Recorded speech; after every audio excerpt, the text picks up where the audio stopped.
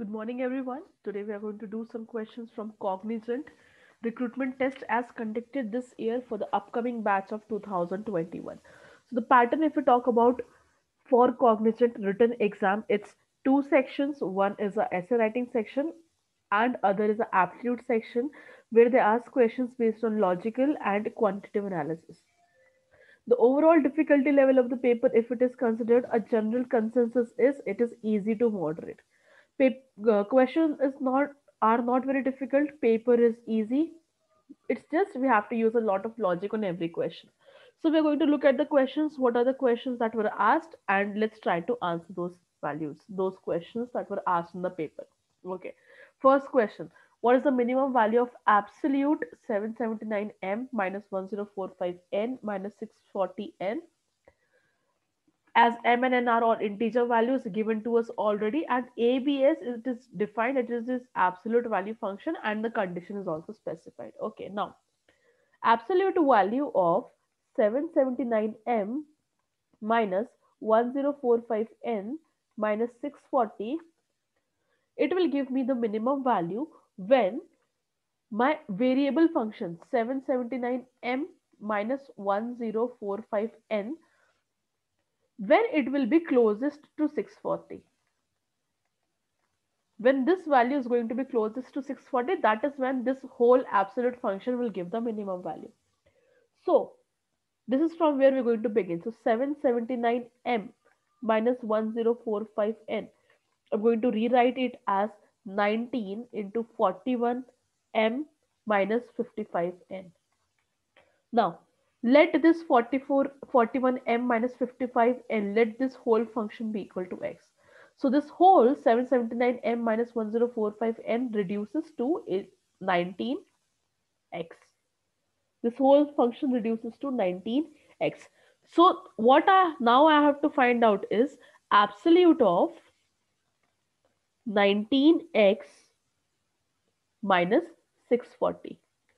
The multiple of 19 that is closest to 640, it is 646. Multiple of 19 closest to 640, it's 646. So what I need now is absolute value of 646 minus 640 comes out to be 6. It is my answer. My answer is option C. It's 6. Okay.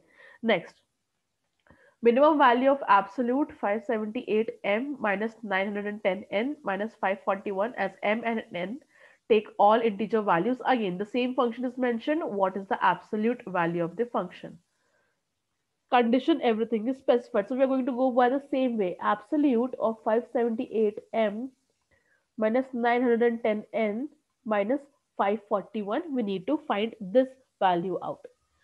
Obviously, this is going to be the minimum function when 578m minus 910n, it will be closest to 541.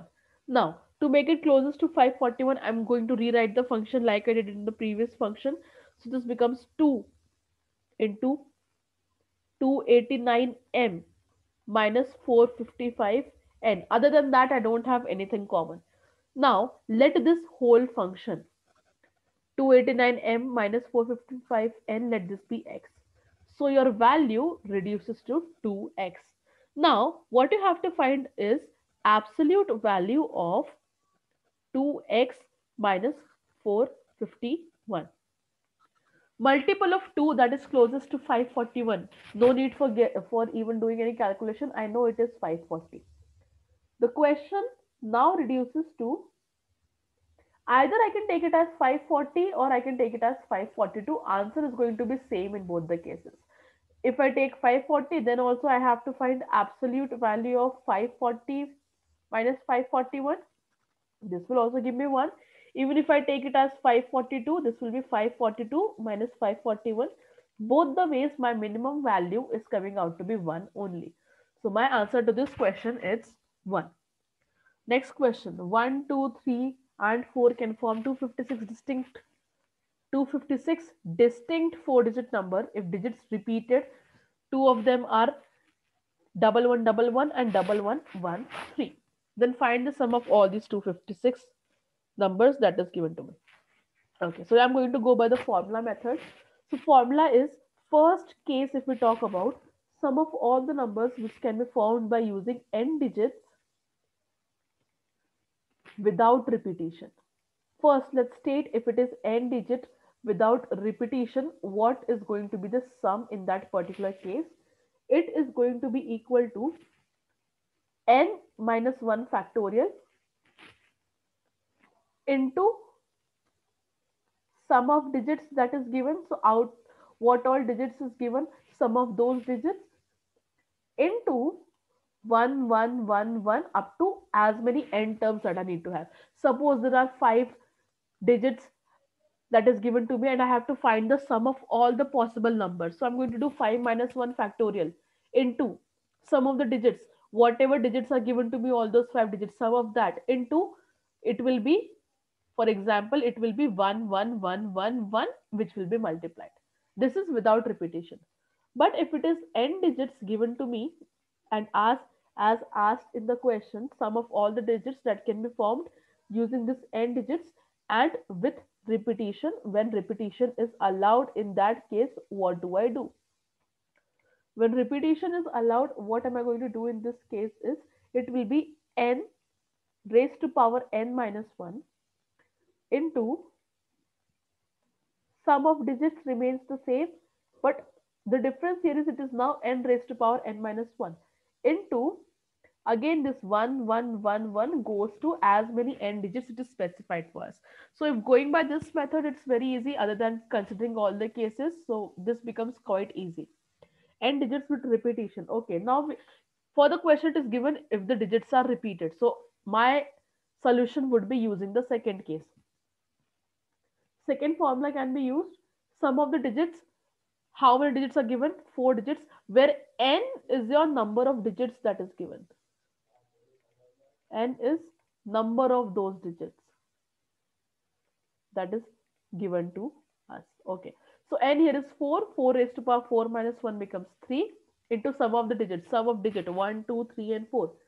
Sum is 1 plus 2 plus 3 plus 4 into, it will be 1 1 1 1 only.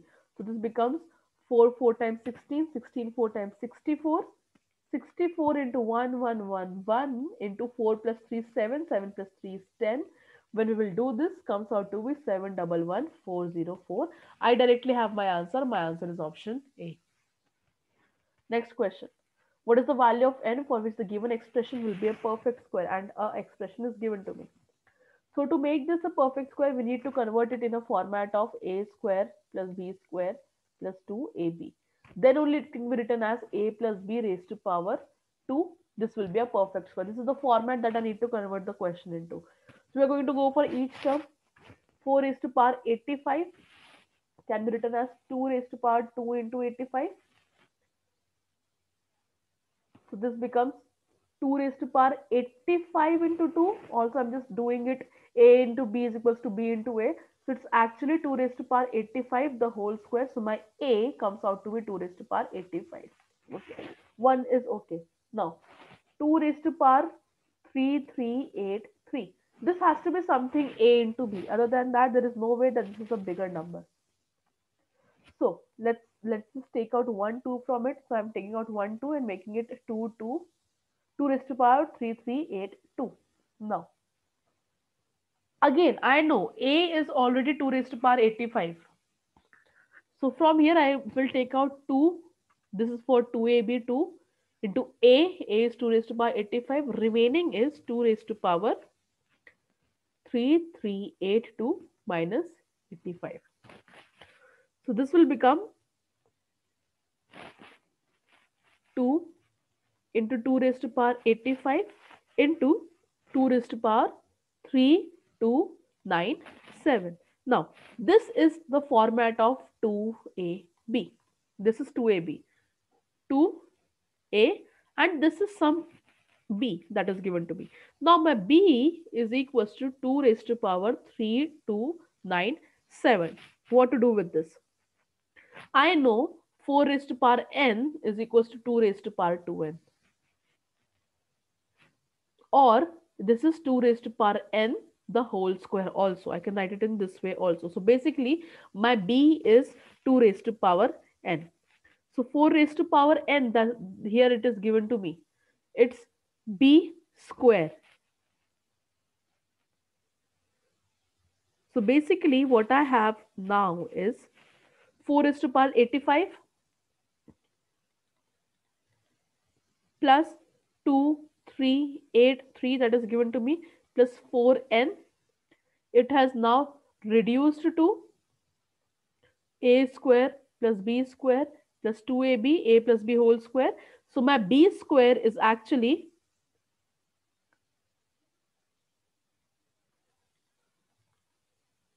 3, 2 raised to power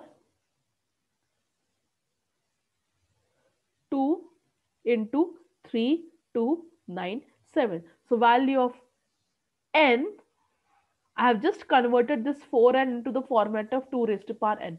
So your 2n comes out to be 3297. Value of n is 3297. Next question. What will be the remainder of a particular expression given to us? So first step is take 31 raised to power 109 equal to n. Now solve 29 raised to power n divided by by 9. Remainder is going to be 2. So get remainder. Remainder is 2. Now find the power cycle when remainder becomes 1. So this, if for this the remainder is 2, so basically what I have is 2 raised to power 9. Remainder is raised to power 9. Now I have to divide by remainder raised to power n. Now I have to divide by 9. Now find the power cycle when remainder becomes 1. So 2 power 1 divided by 9. Remainder is 2. 2 power 2 divided by 9. Remainder is 4. 2 power 3 divided by 9. Remainder is 8. 2 power 4 and 8, I can also write it as minus 1. So minus 1 I'm getting on the third cycle, and it is going to come out, if it is for the third, it is going to come out for the sixth also. So I just need it my remainder as 1. Now using 6x power cycle, we divide n.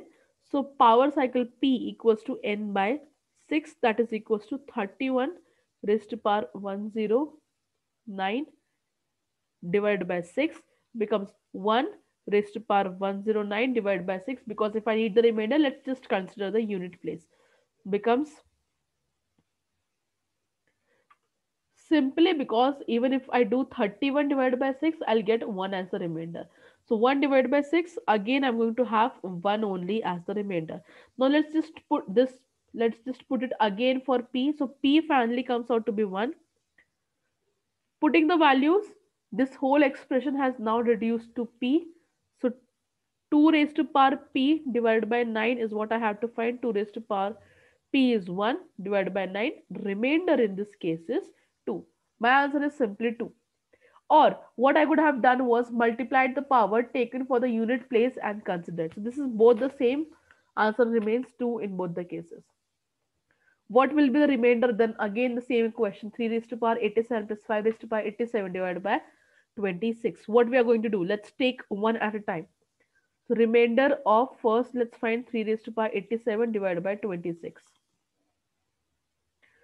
I'm going to write it 3 raised to power 3 raised to power 29 divided by 26. So 87 I have split as 29 into 3, becomes 87. So this is 27 raised to power 29 divided by 26. 27 I'm again writing as 26 minus 1 raised to power 29 divided by 26. Okay. Remainder would be just with respect to 1 raised to power 29 by 26. It is going to be 1 only. So remainder for the first case comes out to be just 1. Similarly, let's consider for the second case. Remainder of 5 raised to power 87 divided by 26. Let's make it as remainder of 5 raised to power 2 raised to power 43, and into one more 5 I'm taking out common. So this, all this power, this becomes 86 plus 1, 87. The power is justified. Divided by 26. So here, when we do it this way, this becomes, again, this is 26 minus 1. 25 I can write as 26 minus 1 raised to power 43 into 5 divided by 26. Again, it will be minus 1. From here, remainder obtained is minus 1. And minus 1 into 5, my remainder becomes minus 5. So, remainder for the second case is minus 5. I know I cannot have my remainder as minus 5. So, what am I going to do is, here I have minus 5, here I have 1. So, my remainder basically for the two cases are 1 and minus 5. Overall, it becomes 1 minus 5 divided by 26. So, remainder of minus 4 divided by 26. Remainder is going to be minus 4, but negative remainder is never considered. What am I going to do? I'm going to do 26 minus 4, so that I get a positive remainder, becomes option A. My answer is A. Next, in medieval times, the Sheikhdom of Al-Khurazi had a proud tradition of inventing their own measurement units. The units for distance was du and unit for time was pu.